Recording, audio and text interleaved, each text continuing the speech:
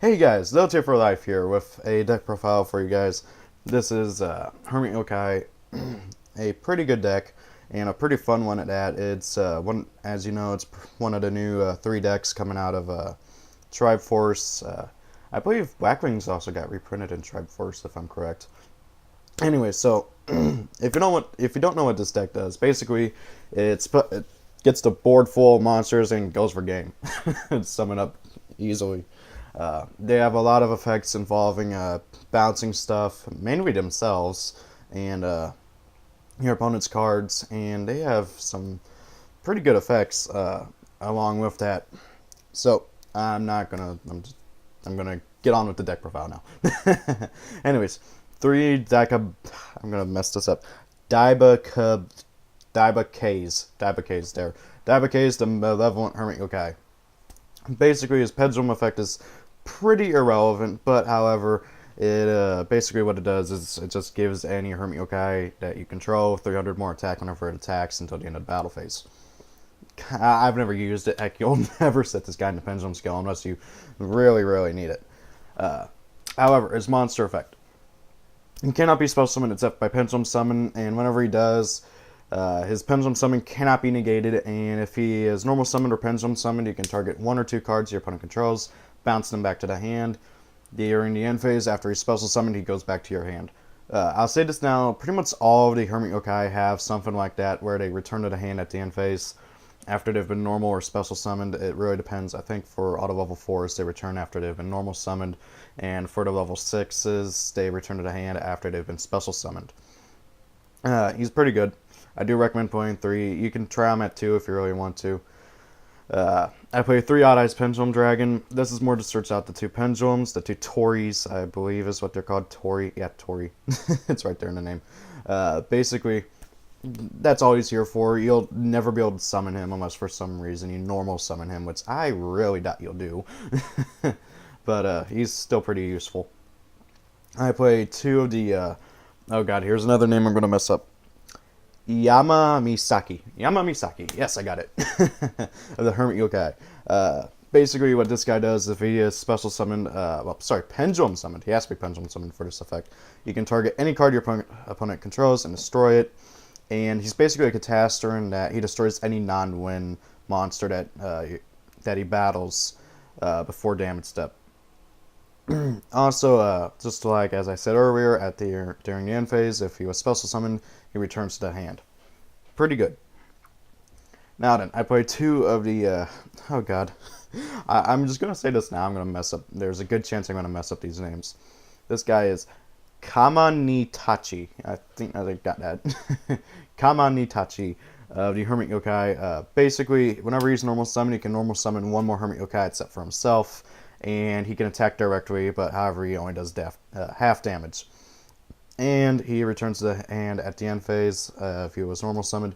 He's the strongest non-tribute Hermit Yokai, but however, I still recommend only playing 2, just simply for the general fact that rarely attacking for half damage is not the greatest effect.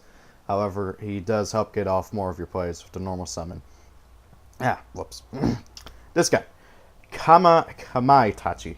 I think I got that right. Him and Kamanitachi have so similar names. Like, literally, they just took out the N for this dude. Anyways, Kamaitachi of the Hermit Yokai. He has the same normal summon effect where when he's normal summoned, you can normal summon. I know it says special summon, but it always asks me to tribute something to normal summon, so I'm going to assume that it's normal summon. It might be special summon, but it always asks me to tribute if I go for this dude, so I'm just going to say it's normal summon. 1 more of a Hermit Yokai except for himself. He's pretty good. And, oh yeah, almost forgot the main part of him. If you control another Hermit Yokai monster, you can target 1 faceless card your opponent controls and return it to hand. That effect can only be used once while he's on the field. However, since he returns to the hand at the end phase that he was normal summoned, you can just do it again next turn. Then for the last Beast Warrior dudes, this dude is Kamamitachi. I think I got that right. He has the same normal summon effect, where when he's normal summoned, you can normal summon another. And when another Hermit Yokai monster you control inflicts damage to your opponent, you can add a Hermit Yokai card from your deck to your hand. You can only use that effect once while he's on the field face up, But, however, again, like the others, he returns to the hand at the end phase that he was normal summoned. Again, pretty good. Now then, I played 3 of each of the torris. You'll almost never summon these things unless like you're in a bad situation. But however, they both have almost the same monster effect, except the blue one makes it to where your opponent cannot target other Hermit Yokais except for him for monster for just for any card effect. Okay. And the red one makes it to where your opponent has to target it for an attack. Now, they do have similar. They have different pendulum effects, though, I should say. The blue one, basically, if a Hermit Yokai monster you control would be destroyed by battle or by a card effect, you can destroy it instead. It does help, but however, I've never had to do it. And then the red one, this is how you summon Daibakaze, if you're wondering. Basically, if you control another Hermit Yokai card in your pendulum zone, you can make this card scale 11, which means you can then summon Daibakaze with it. However, if you do this, you cannot summon anything that turn into for Hermit Yokai monsters. Pretty good still, regardless. I do recommend playing 3 of both if you're playing the pendulum build. If you're not playing the pendulum build, then obviously you don't need these 2. I played 1 Raigeki and 1 Dark Hole, just for general field control. 2 MST, and then 3 of the Yokai Shrine of Trials. Basically, each time a Hermit Yokai monster is normal or special summoned, you get to put 1 counter on it, and you can remove the counters from it to activate one of the 2 effects.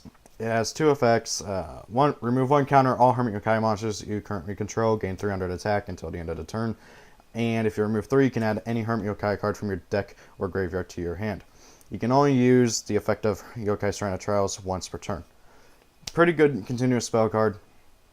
It's basically a gateway for them, and I really do think that it's worth running at 3, obviously, because, well, it's a search card. So yeah, this deck literally has 2 search cards, and if you didn't notice, it can add from the graveyard. So if anything does hit the graveyard and you need it, you can add it to your hand. I play 3 Fire Formation Tenki. Your 3 main level 4s that you're going to be using are all Beast Warriors, so it does help with more consistency. And oh my god, this deck has so many searchers. Let's see. This. Like, really? Next up is Spring of Rebirth. If you guys don't know what this does, basically it increases your life points by 500 every time a monster is returned to the field. Returned from the field to the owner's hand. Now, it does go for your opponent's cards as well. So you get 500 life points every time any monster is returned to the hand. This is really good, and if you have both out and you have a full field of Hermit Yokais, you gain 5,000 life points in 1 turn. Which can be a little bit daunting, especially if you haven't taken any damage and you go up to, like, what, I think that'll be 13,000? Yeah, I don't know. I'm doing this on the fly here with my math. So yeah, I do recommend it. It helps keep you alive, considering everything returns to the hand at the end phase, and you do really need those life points. I play 2 Deep Prison, just simply to keep you from... You're almost never going to have any monsters on field, and for general monster removal as well, like Honor Arc, or trying to think here what other annoying things are there. Shaddolls, stuff like that, 2 Breakthrough Skill. I don't really think I should explain this too much. Basically, general monster negation effect. And then 2 of their own little versions of the good old Infernity Barrier. Now, the thing is this, you have to control a Hermit Yokai card, and it has to be a monster if you want to negate the activation and destroy it. Yes, you can activate it while you have the pendulum set up, but it won't negate anything. It won't. And, oh, by the way, it only, yeah. Okay, cool. Negate any special spell, trap, or monster effect. Yeah, didn't see the monster effect for a second there. So, Adam, because you have to control a Hermit Yokai monster, I recommend only playing 2. Especially since, generally speaking, you'll be activating this during your turn to negate like a Mirror Force or something. Now, of course, there will be those times where their effects get negated or something and they stay on the field during your opponent's turn. But generally speaking, that doesn't happen very often. Unless like you pendulum summon one of the torris, which, again, doesn't happen very often. Also, you can add it back to your hand with the effect of Shrine of Trials. So, again, it's pretty good. Now then, the extra deck is pretty simple. Cairngorgon, Ragna Zero, 2 of the Fire Fist Tiger King dudes, because again, all these are Beast Warriors and will help out tenki. Pappy, good old Black Ship of Corn, 101. Heartman, Draco, there's the pendulums, and then there's all these continuous spell cards this deck plays. So yeah, you're going to be able to attack directly quite a bit, and this guy's not going to be able to be targeted for your opponent by your opponent's monsters for attacks. Really does help out. I do recommend playing him. And then 1 Castiel, 1 Diamond Dyer, sorry, 2 Lightning Tadori. Everything's wind, pretty useful. 1 Digesto Emerald, to simply get everything back in the deck. Sorry, oh wow, losing my voice now. 1 Gaga Cowboy, and then 1 number 80 Rhapsody in Berserk. If you don't know what this guy does, you can detach 1 Exceed material to banish a card from your opponent's graveyard up to twice per turn, and then you can equip him onto an Exceed monster you control to have it gain 1200 attack. He is pretty good and pretty useful. I do think he is worth running in almost every rank 4 deck that you can try and fit him in. Now then, yes, that was the deck. I do have really high hopes for this. I can't wait to see what more support it's going to get. If you don't know, it's actually going to be in the anime. I believe Shingo is going to be playing it now. That guy cannot make up his mind with his decks, but then again, neither can I. And I have high hopes for this deck. It has a lot of potential. It's already got a really strong start, much better than a much stronger start than the good old Spirit Beast has. But it's not quite there like the Niquoths are. Now then, what do you guys think of this deck? I hope you enjoy playing this, and I hope you have a great day, everybody. Rate, comment, subscribe, and have a great day.